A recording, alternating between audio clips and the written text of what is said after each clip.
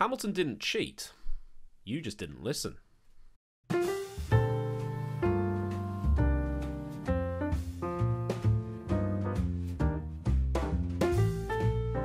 This is all talking head stuff, so just pop this on in the background and listen to it while you do your usual stuff. I mean, there's no pictures or video footage in this, so as you were.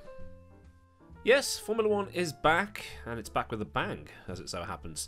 Now, even though this is the shortest wait for an F1 season to start again ever, it still felt like a very long time coming. And there were fans in attendance too, which is hopefully a good omen for the rest of the season, so we can get fans back at tracks and start hearing more cheers and boos. And for the first time in a very long time, it's been an intriguing start to the season, most notably because it's Red Bull that's got the upper hand with the Honda engine. Now, Honda has gone all out for this season, given it's the last season as a factory engine supplier before Red Bull takes over for 2022, and the new aero rules have benefited the cars that run high rake angles, so Red Bull and AlphaTauri, I was nearly called them Toro Rosso. As we saw in testing, the Mercedes is quite twitchy on the rear end, and they have no rear stability as a result because they can't run the floor as well as they would have hoped. But it's definitely slower on one lap pace, but over a full race distance, it's about the same as the Red Bull is. The caveat being, at that track, at least. At the other end of the grid, though, a nightmare weekend for Haas, as both Mick Schumacher and his teammate, David Copperfield, both ended up spinning. One finished the race while the other got on the power too soon, and wiped out to bring out the safety car at the end of lap 1. At least Mazepin doesn't have the shortest opening race of all time. There was that guy who only lasted 6 feet or so, and I think there was a guy for Jordan or something in the early 90s who started the race at Monza and didn't even last to the first chicane. Let's just say it's going to be a long season for both Mazepin and Schumacher. But all eyes were only ever going to be at the top of the field for Hamilton versus Verstappen round 1 of 2021, and it delivered. Verstappen was having issues with his differential, which only added to the engine problems that Perez had on the way to the grid. But still, Max was able to keep his car ahead while Lewis chewed up his tyres behind. Mercedes wasn't going to win on pace, but they could always win on strategy. So they brought Lewis in first to undercut Max. So when Max pitted, Sir Lewis was into the lead.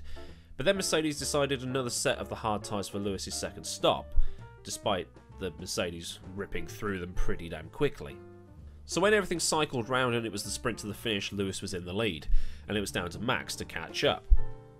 Which he did. But Lewis had to do something that a lot of people claim he can't do. Race. And Max eventually got by with 4 laps to go, swinging around the outside of turn 4, but a kick of oversteer sent him over the white lines and the FIA said, "Sorry Max, you've got to give the position back." And this has been a bit of a contentious topic, and it's got people crying, getting salty, and, well, the usual stuff when Lewis Hamilton wins, really. It's getting boring. Article 21.2 of the driver's briefing stated that track limits would not be monitored during the race, something Lewis read and basically saw that as a free pass to extend turn 4. And I've actually got the actual wording here. Race. A. The track limits at the exit of turn 4 will not be monitored with regard to setting a lap time, as the defining limits are the artificial grass and the gravel trap in that location.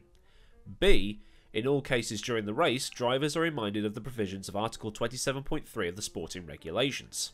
Now, I'm no lawyer or steward, but I'm taking that as there's quite a bit of wiggle room, hence Lewis doing the same thing for 30 laps during the race. Now, for reference, Article 27.3, which is on the FIA's website, says that drivers must make every reasonable effort to use the track at all times and may not leave the track without a justifiable reason. Now, track limits not being monitored, in my mind, is justifiable reason. And it was under that rule that Max was told to hand the position back to Lewis when he overtook with 4 laps remaining, because he overtook outside of the white lines, which he's got previous for. Circuit of the Americas in 2017 when he overtook Raikkonen off the track and then got in a bit of a tiz when he got his 3rd place taken away from him. Or 2nd place. When was it? Can't remember. Point remains. And was that rule very badly worded? Yes, because it offers no clear-cut definition of what is what, hence Lewis's audible confusion when he was told to knock it off. It's also quite ironic that it was Red Bull who fell foul of the rule, given they were the ones on the horn, or should that be the horner, to the stewards asking why Lewis was constantly going wide at turn 4. But at the end of it all, just stop whining. Clever interpretation of the rules is what makes F1 great. It's what sets it apart from any other motorsport on the planet. The exceptions probably being endurance racing, where they can at least come up with something clever on a prototype or something like that to get an advantage. But why do I get the feeling that if it was Max doing it, or Lando, or Mick, or Ricciardo, or Russell doing it, nobody would be batting an eyelid? Let's just knock off the saltiness, knock off the constant moaning because Lewis won another race, and just look forward to hopefully a decent season. You wanted 2 separate teams fighting, you wanted 2 drivers from those 2 teams fighting, you wanted close racing. Is that what people really want, or do they just want no Lewis on the top step of the podium no matter what? This time, people can't claim it was the car. He did it on merit this time. So let's all just sit down, shut up, stop crying and gloating and baiting, and let the best man and best team win. You know, how sport is meant to be. And that goes for all sides, by the way. You're all a pack of arseholes. But I will say, it does serve Max fans right for acting like the championship was already won after qualifying on Saturday. I don't know about in Dutch, but in English there is a saying. It ain't over until the fat lady sings. So let's wait until Abu Dhabi for celebrating. Until then, we've still got 22 races remaining. Let's go. So where do things go from here? It's going to be a development war. Good old school Formula 1 racing. Mercedes needs to claw back some of that rear downforce to avoid chewing tyres and get some changes done to the RS system, which Toto says that at least on top of for the latter, the floor is another story. He hasn't mentioned anything about that yet. Red Bull, on the other hand, will need to make sure that Honda engine doesn't grenade itself too often. Reliability hasn't been that engine's strong suit, and 2 of the 4 Honda cars needed parts changing already this weekend. If Honda can't keep that engine under control, we're looking at another McLaren MP420. Brilliant, but kept blowing up to actually do anything. Elsewhere down the field, McLaren notched up a decent finish. Williams seemed to be edging closer to the points, and I reckon they probably could get 1 or 2 this season, but only if things go their way. It's going to be very, very difficult to do that on an outright pace. And Vettel will be left wondering what the hell happened after he picked up 5 penalty points on his licence just in one weekend. Some of those being for smashing into the back of Ocon's Alpine, and then blaming Ocon for it. Seb never changes. But Ferrari were looking racy once again. The engine seems to have got some power back, and Leclerc was up to 3rd at one point, while Sainz is still adapted to a car built around his teammate. Ferrari will probably get 1 or 2 podiums, but a win would take a miracle.